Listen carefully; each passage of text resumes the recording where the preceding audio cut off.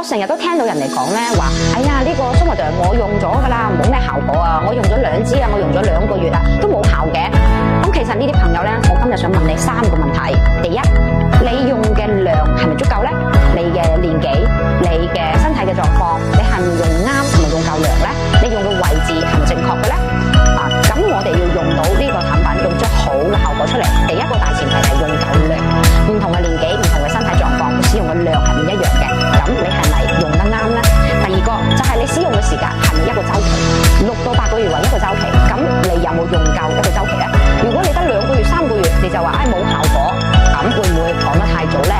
第三個就係你喺使用小藍瓶嘅時間有冇飲足夠嘅水，同埋減少飲酒，最好就唔好飲酒，飲多啲水，飲少啲酒，咁樣先可以令到 Somador 發揮佢嘅效果嘅。所以你係咪真係用啱咧？